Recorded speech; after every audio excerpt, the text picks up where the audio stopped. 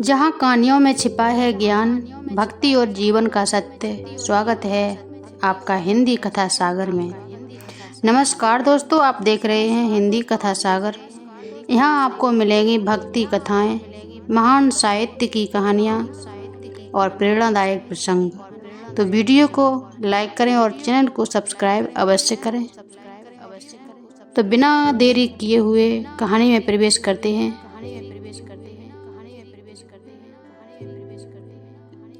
मुंशी प्रेमचंद द्वारा लिखित गोदान हिंदी साहित्य का महान उपन्यास माना जाता है। यह भारतीय ग्रामीण जीवन, किसानों की गरीबी, समाज की कुरीतियों और इंसानी संघर्षों का बहुत मार्मिक चित्रण करता है। इस उपन्यास का मुख्य पात्र होरी है, जो एक गरीब किसान है। उसकी सबसे बड़ी इच्छा एक गाय रखने की होती है, क्योंकि भारतीय गांव में गाय को सम्मान और समृद्धि का प्रतीक माना जाता है। तो कहानी यहाँ से शुरू होती है। कहानी की शुरुआत एक छोटे से गांव से होती है, जहां होरी महतो अपनी पत्नी धनिया और बच्चों के साथ रहता है। होरी बहुत गरीब किसान है, लेकिन मेहनत और ईमानदारी इंसान। उसके पास थोड़ी सी जमीन है, जिससे परिवार का गुजारा मुश्किल से होता है। होरी का सबसे बड़ा सपना होता है कि उसके घर एक गाय हो। गांव में जिस किसान के पास गाय होती है, उसे सम्मान की दृष्टि से देखा जाता है।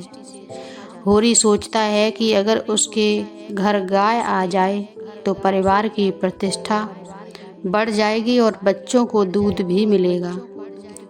एक दिन होरी को भोला नाम का एक ग्वाला मिलता है।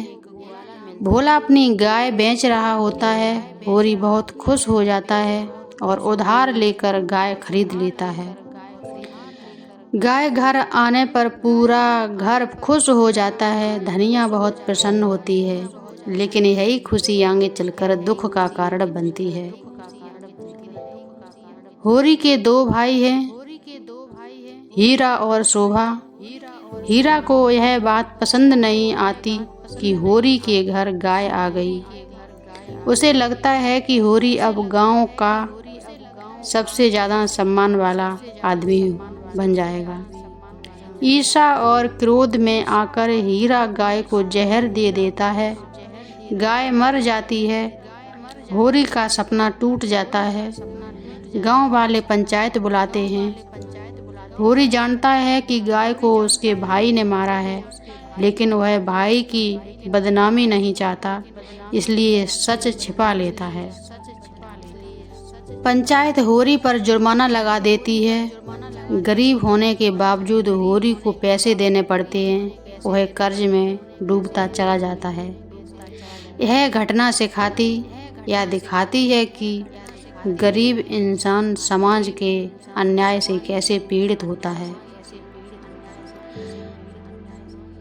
धनिया उपन्यास की बहुत मजबूत महिला पात्र है। वह साहसी, स्पष्टवादी और न्यायप्रिय है। जहां होरी हर समस्या, समाज और लोगों से डरता रहता है, वहीं धनिया गलत बात का विरोध करती है। जब पंचायत अन्याय करती है, तब धनिया खुलकर विरोध करती है, लेकिन गांव का समाज पुरुष प्रधान है, इसलिए उसकी बात को ज़्यादा महत्व नहीं दिया जाता। धनिया अपने परिवार को बचाने के लिए हर कठिनाई का सामना करती है। वह गरीबी, भूख और अपमान सब सहती है, लेकिन हार नहीं मानती। होरी का बेटा गोबर जवान और तेज स्वभाव का लड़का है। वह अपने पिता की तरफ डरपोक नहीं, गांव की कई परंपराओं और अन्याय को गलत मानता है। गोबर का प्रेम संबंध झुनिया नाम की लड़की से हो जाता है। झुनिया भोला ग्वाले की बेटी होती है। दोनों एक दूसरे से प्रेम करने लगते हैं। कुछ समय बाद झुनिया गर्भवती हो जाती है। गोबर समाज के डर से शहर भाग जाता है। झुनिया अकेली रह जाती है। वह होरी के घर आ जाती है। गांव वाले होरी और उसके परिवार का विरोध करने लगते हैं। तभी पंचायत फिर जुर्माना लगाती है। समाज कहता है कि बिना शादी के लड़की को घर में रखना पाप है, लेकिन धनिया मानवता दिखाती है, वह झुनिया को अपनाती है। धनिया कहती है कि गर्भवती लड़की को घर से निकालना सबसे बड़ा पाप होगा। यहाँ प्रेमचंद समाज की कठोरता और इंसानियत के संघर्ष को दिखाते हैं। होरी लगातार कर्ज में फंसता जाता है, कभी जुर्माना, कभी खेती का नुकसान, कभी सामाजिक खर्च। हर जगह उसे पैसे की ज़रूरत पड़ती है। गांव के महाजन और जमींदार गरीब किसानों का शोषण करते हैं। होरी दिन रात मेहनत करता है, लेकिन फिर भी गरीबी खत्म नहीं होती। उसकी फसल का बड़ा हिस्सा कर्ज चुकाने में चला जाता है। परिवार भूखा रहता है, फिर भी होरी समाज में सम्मान बनाए रखने की कोशिश करता है। प्रेमचंद ने दिखाया कि किसान कितना मेहनती होता है, लेकिन व्यवस्था उसे गरीब बनाए रखती है। उपन्यास में गांव के साथ शहर का जीवन भी दिखाया गया है। शहर में कई शिक्षित और आधुनिक लोग हैं, जैसे मालती, मेहता, खन्ना आदि। मालती शिक्षित महिला है, वह डॉक्टर है और स्वतंत्र जीवनी जीती है। मेहता विचारों वाला व्यक्ति है, वह समाज और जीवन पर गहराई से सोचता है। खन्ना अमीर उद्योगपति है, उसके जीवन में धन तो बहुत है, लेकिन शांति नहीं। इन पात्रों के माध्यम से प्रेमचंद ने शहर के आधुनिक समाज की समस्याओं को भी दिखाया है। वह भी स्वार्थ, अकेलापन और तनाव है। शहर जाकर गोबर मजदूरी करने लगता है, लेकिन धीरे धीरे उसे समझ आता है कि वह शहर का जीवन भी आसान नहीं है। कुछ समय बाद वह गांव लौटता है। अब वह पहले से ज़्यादा समझदार हो चुका। वह पहले अपने परिवार की मदद करना चाहता था। गोबर मेहनत करके जैसे कमाता है और घर की हालत सुधारने की कोशिश करता है, लेकिन तब तक परिवार बहुत परेशानियों से गुजर चुका होता है। होरी की बिटिया रूपा और सोना भी गरीबी का दुख झेलती हैं। गरीब परिवार में लड़कियों की शादी सबसे बड़ी चिंता होती है।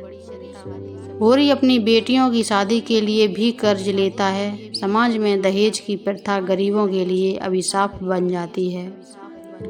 रूपा की शादी ऐसे व्यक्ति से होती है जो उम्र में बड़ा होता है, लेकिन गरीबी के कारण परिवार मजबूर होता है। यहाँ प्रेमचंद ने दहेज और गरीब परिवारों की व्यवस्था को बहुत मार्मिक ढंग से दिखाया है। धर्म, जाति और परंपराओं के नाम पर गरीबों का शोषण होता है। होरी हर समय समाज से डरता रहता है। वह सोचता है कि अगर उसने समाज की बात नहीं मानी तो लोग उसे अपमानित करेंगे। यही डर उसे कमज़ोर बना देता है। होरी बहुत साधारण लेकिन महान इंसान है। वह झूठ नहीं बोलना चाहता, किसी का बुरा नहीं चाहता, परिवार से प्रेम करता है और सम्मानपूर्वक जीवन जीना चाहता है। लेकिन उसकी सबसे बड़ी कमजोरी समाज का डर। वह अन्याय सहता रहता है क्योंकि उसे लगता है कि समाज के खिलाफ जाना गलत है। होरी भारतीय किसान का प्रतीक है, मेहनती, सहनशील और दुखों से भरा हुआ। अगर होरी सहनशीलता का प्रतीक है तो धनिया साहस का प्रतीक है।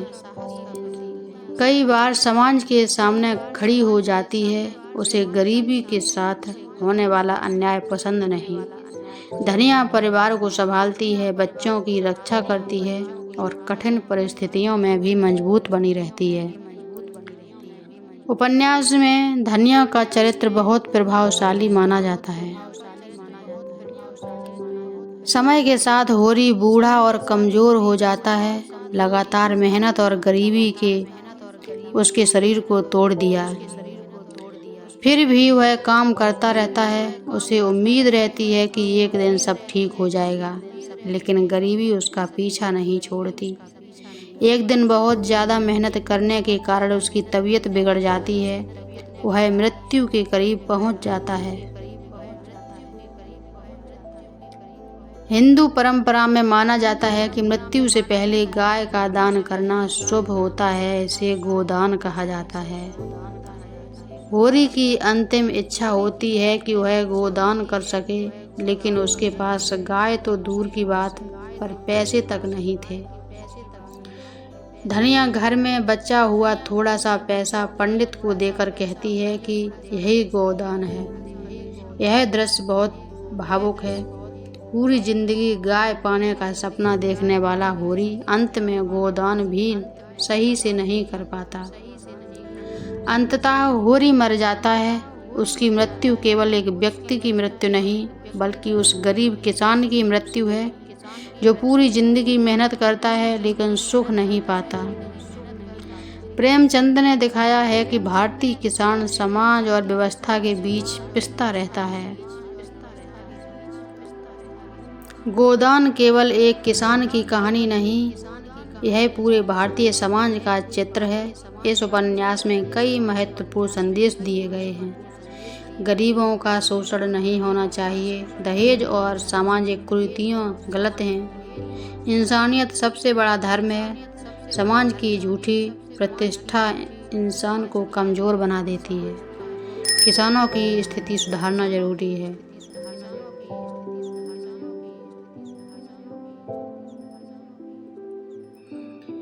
गोदान हिंदी साहित्य का सबसे महान सामाजिक उपन्यास माना जाता है। इसकी भाषा सरल और प्रभावशाली है।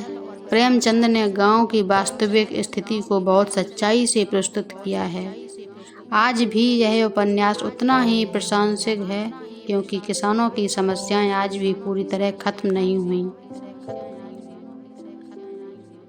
मुंशी प्रेमचंद का गोदान भारतीय किसान के संघर्ष, गरीबी और सपनों की अमर कहानी है। होरी का जीवन हमें सिखाता है कि गरीब इंसान कितनी कठिन परिस्थितियों में भी परिवार और सम्मान के लिए संघर्ष करता है। यह उपन्यास केवल पढ़ने की चीज़ नहीं, बल्कि समाज को समझने का माध्यम है। इसी कारण गोदान हिंदी साहित्य की अमूल्य धरोहर माना जाता है। तो दोस्तों, ये थी गोदान की भावुक और प्रेरणादायक कहानी। यह कहानी हमें बताती है कि एक गरीब किसान अपने परिवार, सम्मान और सपनों के लिए कितने संघर्ष करता है। अगर आपको ये कहानी पसंद आई हो तो वीडियो को लाइक करें, चैनल को सब्सक्राइब करें और बेल आइकन ज़रूर दबाएं, ताकि आपको ऐसी ही शानदार हिंदी साहित्य और भक्ति कहानियाँ सबसे पहले मिलती रहें। आपको इस कहानी का कौन सा पात्र सबसे ज़्यादा पसंद आया, होरी, धनिया या गोबर? कमेंट में ज़रूर बताना। मिलते हैं अगली नई और रोचक कहानी के साथ। तब तक के लिए धन्यवाद।